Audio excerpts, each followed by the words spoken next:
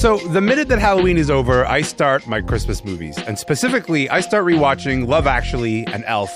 Today on the podcast, both of those movies just turned 20. We're going to look back at their legacies and whether they've aged well. One of them, not so much.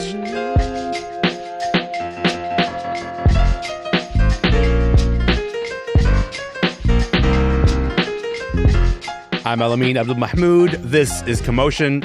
All right, let us get into the Christmas spirit with this. It's written in the wind, so everywhere I go,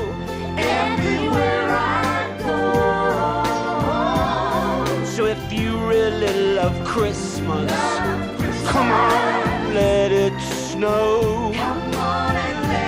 This is shit, isn't it?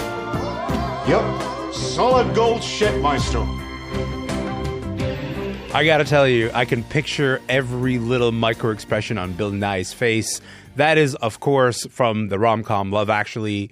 And that is the opening of one of two Christmas classics that are turning 20 this year. Love Actually is one of them. And then there's also the other one, which is Elf. That Elf is with Will Ferrell and Zooey Deschanel. We're going to talk about both of those movies because they kind of become inescapable this time of year, right? You're going to hear exactly what it is that makes them so great, but also why one of them hasn't aged so well. So I spent quite a bit of time talking about Love Actually and about Elf with Hanna, Flint, and Simonpillai. And I got to tell you, we started with Rad, and he was so incredibly in the Christmas spirit. Ho, I'm ho, ready. ho. Like, there you go. I got hose in several areas. yeah. This is a great way to start this conversation. Hannah, I'm going to start with you because Love Actually is set in London and that is where you live. Can you set the movie up? How would you describe this movie?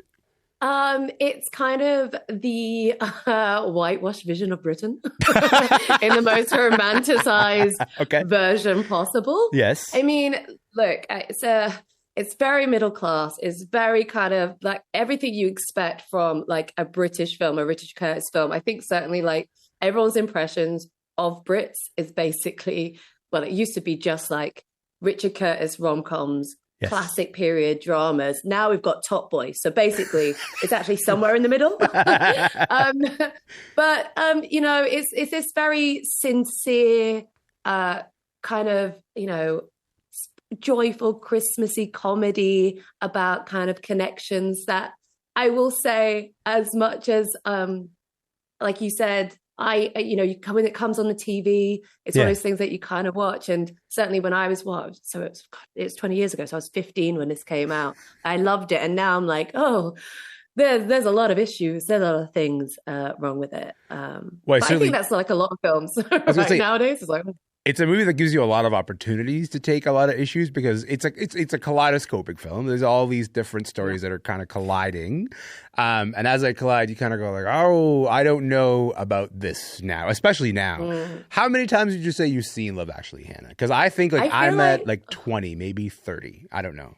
Yeah, maybe that much because I don't know about you, but I mean, I feel like in the UK we have like traditional, like we have 5 channels. Of course, we've got digital and Sky, but there's a big thing. You get your Christmas TV guide, which is like a bumper one, and it has all in. I don't know what it's like. I imagine there's like a war between the broadcasting channels, like who's going to get Love Actually, so we can play it 10 times during the period. So it's kind of on all the time. I think I have it on DVD, so I've probably seen it probably more than you have. I don't even doubt that at all. Rad, how many times have you seen Love Actually? I haven't seen it since it was in theaters 20 years ago. I cannot cannot cope with that. I cannot cope with the notion that you've not returned to Love Actually. Why would I put myself through that again? It's like that's like 20 years ago. I remember actually I watched it with my girlfriend then wife now. Yeah. And even back then I hated it with 1,000 fires. Tell me about maybe that. For different reasons.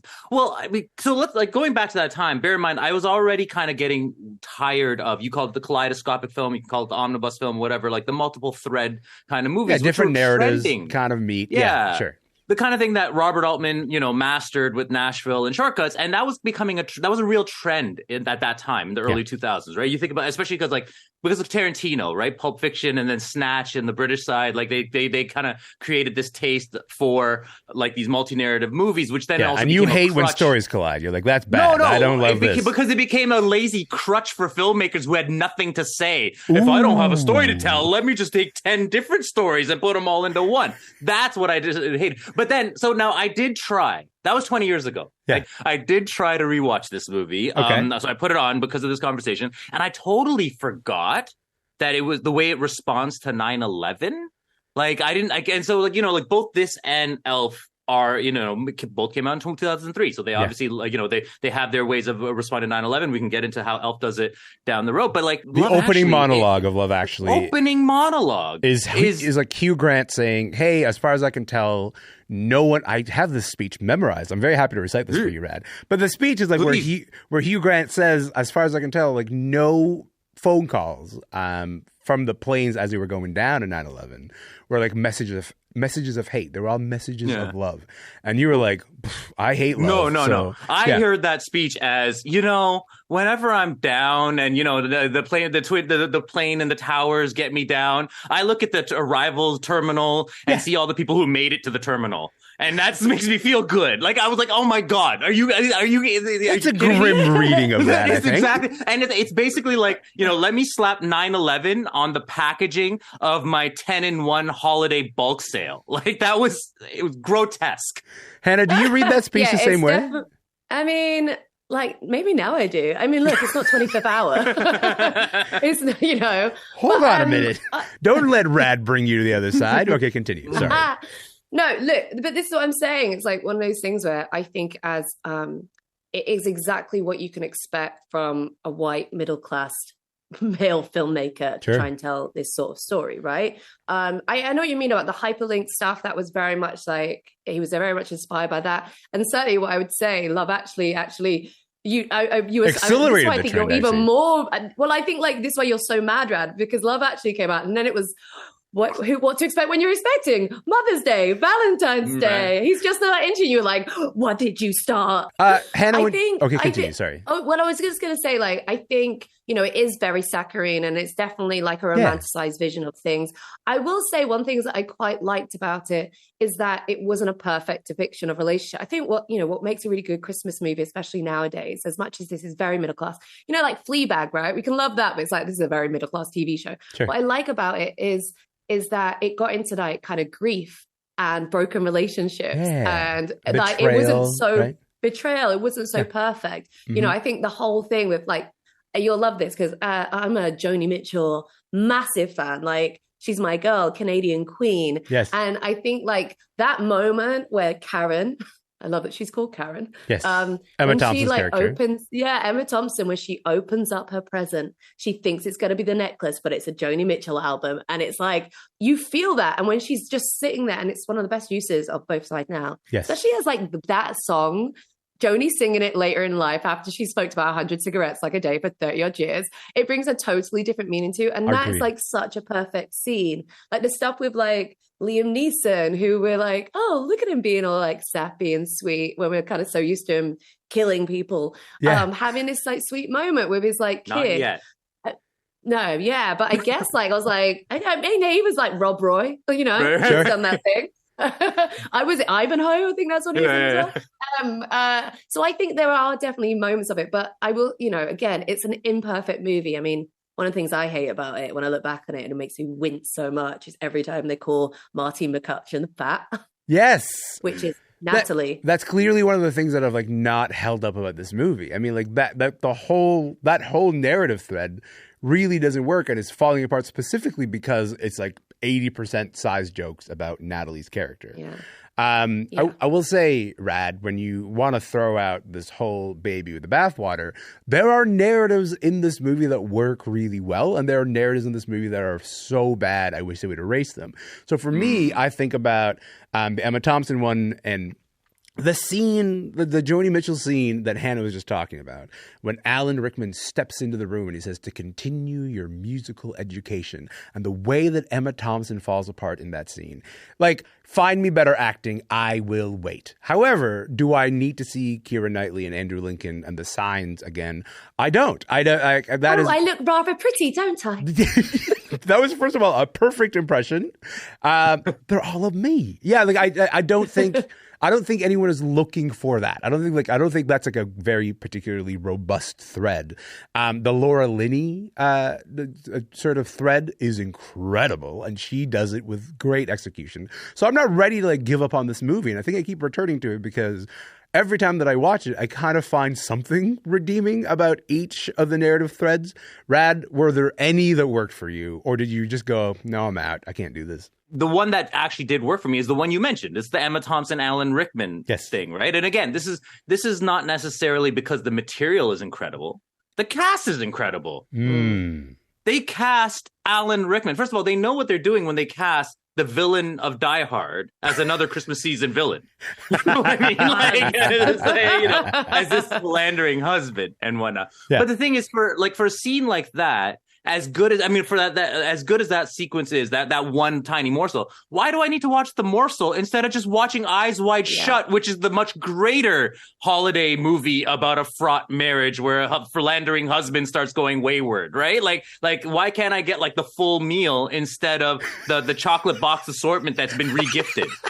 I will also say one thing I think about when I look back on it is just like how the two storylines where a woman is, I suppose, the more lead in it, right? Yeah. Karen and Sarah, so Laura Linney and Emma Thompson. They have their hearts broken.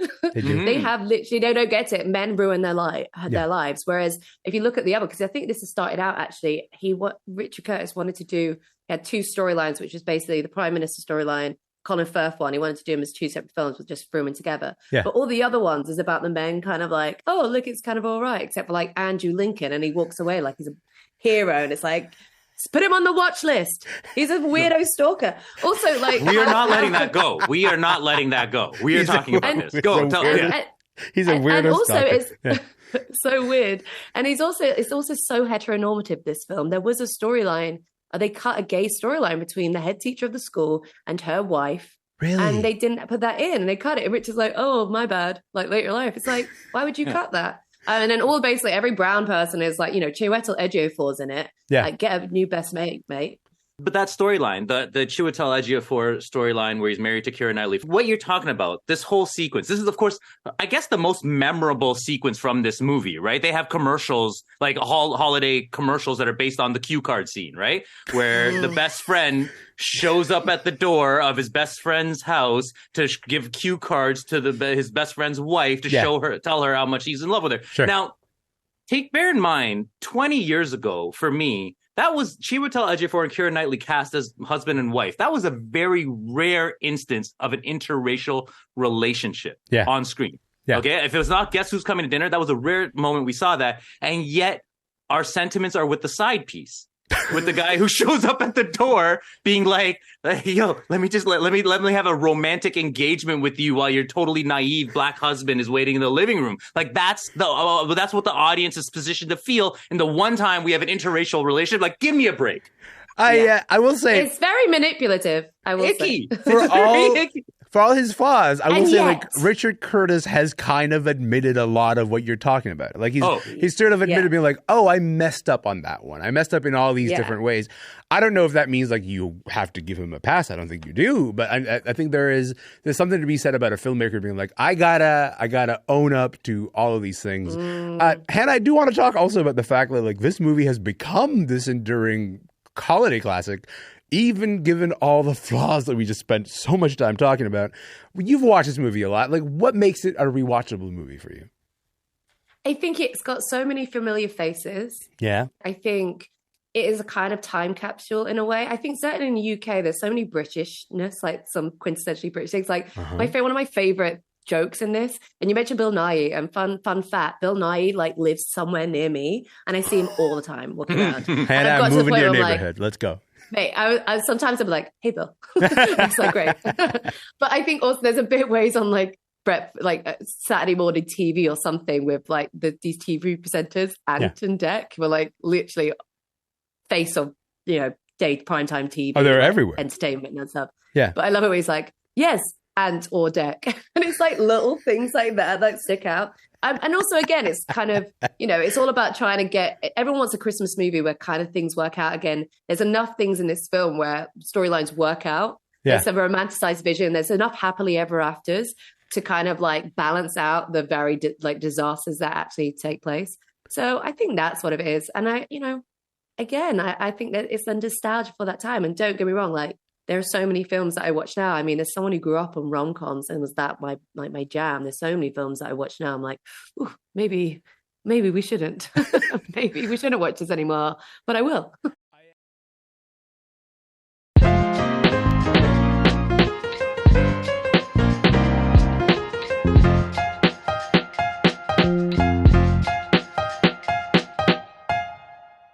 We got to move on. We got to move on to talk about Elf, which is this other giant holiday movie that people return to a lot this time of year. Rad, you were talking earlier about this idea of 9/11 being a thread through Love Actually, sort of the beginning point of Love Actually. You kind of see that as the same thing is happening with Elf. It's also a response to 9/11. What do you mean by that? What do you mean that Elf is also a response to 9/11? Well, so like I think the way it happens in Love Actually is so much more superficial, and it's a way for them to kind of build relevance points for something that is not relevant at all. Totally irrelevant is the way. Tell us how you really feel. Okay, yeah. But in terms of Elf, like, look, I think it's not as explicit. I think it's a matter of like knowing that this movie was created in that moment, and in its sentiment is responding to the mood in New York City. I mean, it is set in New York City. It's by sentiment, it is responding to kind of the cynical mood that has taken over in the aftermath of 9/11. Yeah. And you see like little nuggets of like, the big American flag in the office building. The character Buddy goes to reunite with his dad, who works inside the Empire State Building. By the way, his dad played by James Caan. Yes. The fact that almost every New Yorker is either on the offense or the defense, and then in comes this elf who's just trying to cheer everyone up and who's just totally naive and trying to bring, make everyone kind of find hope again. The fact that the final scene has Santa's sleigh crashing in Central Park, and once again, everyone is hovering around their television sets, watching this crash, the development that's happening in New York, where an aircraft has crashed into the city, like that, but then coming out of that with a sense of hope, like so. I think like it doesn't bang you over the head, but you feel it on a granular level that this movie was genuinely trying to bring people's spirits up after that event. I just can't believe you just spoiled the end of Elf like that. But I appreciate that really valuable point you just brought up. But I'm curious about this, particularly in movies that came out in 2003, because movies that were shot in maybe 2002 and the way that they're trying to be in conversation with 9/11. That's the thing I'm going to go back and look for. But Hanna, in the meantime, would you do us the honor of, if someone somehow has never seen Elf, which we can't help them, but we're going to try to, give us a quick breakdown of like, what's Elf about? Well, Elf is really a fish out of water story, right? Yeah. It kind of reminds me of Big or Splash or Home Alone 2. These films where like someone on their own, someone's quite childlike in a way, innocent, find themselves away from home in the big city, and they're trying to kind of like survive it. But in this case, Elf is like a human who doesn't realize he is like who his dad is. So he's an orphan. So you got that whole kind of like classic storyline that goes so well at Christmas as well. Poor little guy. Poor just little wants to buddy. find his dad. I know. Yeah, poor little buddy. And he just wants to and he just basically comes to like this very cynical New York world, try to spread joy and find his like family, I think. And I think that's quite a sweet prospect. Because also what I really like about the film is that he has his like stepdad, he has his found family. Yeah. Like, and that is an important part of who he is. And then obviously he finds his like biological father and like trying to break down those walls and understand like, the situation when it comes to like blended homes. And I think that was a really kind of like powerful thing, especially for like young kids to watch, because so much of we see is like these perfect like 2.4 family situation. I really relish Christmas films that actually grapple with the reality, like the social realist elements of it. Yeah. So I love about this film that it's like both a real fantasy, but it's also like really grounded in like the truth of family dynamics. As you said, like Rad, what's going on? Like there is this really sadness about kind of like this kind of like mellow, this cloud that is over us. And I suppose like it's really hard to shift it even today. So I think that's why you go to Christmas movies, that find that little bit of hope, find that spirit and joy. And I think Elf does it like amazingly well. When I think about my personal, and again, I want to say personal, but my personal like Mount Rushmore Christmas movies, Elf is on it. I don't know what else is on it, but Elf is like in that spot. And it's kind of hard to think about Elf without Will Ferrell. Like that's what's kind of remarkable about this, because Will Ferrell, by the time that he was cast in this, he'd only really made one movie. It was not that big of a movie, and it didn't do that great. It was Night of the Roxbury. So the idea of him starring in a movie was not an easy sell. And like there are so many great lines in this movie, so many excellent deliveries. I want to play you this one, which is when Buddy is confronting a fake Santa. So, how old are you, son? 4. You're a big boy. What's your name? Paul. And what can I get you for Christmas? Don't tell him what you want. He's a liar. Let the kid talk. You disgust me. How can you live with yourself? Just cool it, Zippy. You sit on a throne of lies. I mean, I just say that to everyone in my life all the time, you know. Rad, we should say that originally at the time, like Chris Farley was going to be cast as Buddy.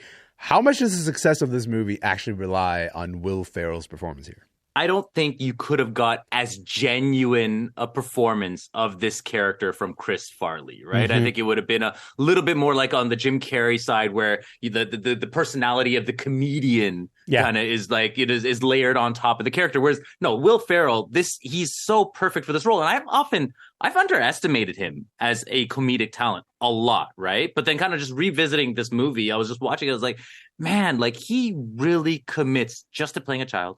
You know, like not you know, complicated the performance. He is just a child in New York City having fun, and you know, like the scene I was thinking of, like the one that really jumped out at me when this finally clicked, is the doctor's office scene where the father, played by James Caan, takes Buddy to get a blood test, and he's just like distracted by a million things, and like, you know, oh, what is this gadget? And he's just totally committed to this child performance and not trying to like and that's so chief to kind of what makes this movie so genuine and sincere. It's a little God level performance that is just committed to not trying to be manipulative in any way.